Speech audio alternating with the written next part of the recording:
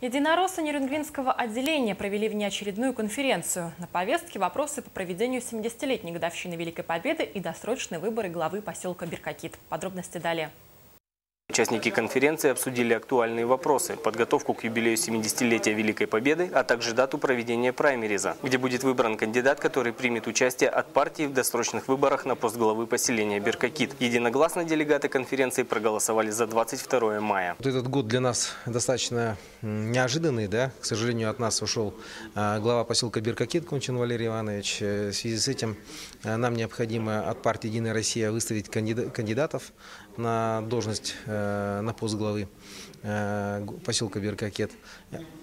Уставом определено, что мы должны это выбирать внутрипартийным голосованием. Нерюнгринское районное отделение партии «Единая Россия» одно из самых крупных среди других районов. В нем зарегистрировано 1019 членов и работает 25 первичных отделений. Члены партии представляют интересы граждан во всех представительных органах власти, в Государственном собрании Ултумен, в районном и городском советах, а также в поселковых советах депутатов и молодежных движениях. Я являюсь сторонником партии «Единая Россия». С недавних пор я являюсь членом Политсовета «Единой России».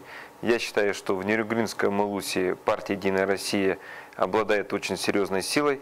Более того, я полагаю о том, что мы самая многочисленная партия в Нерюнгринском Улусе. Я считаю, что у нас есть все необходимые условия для развития.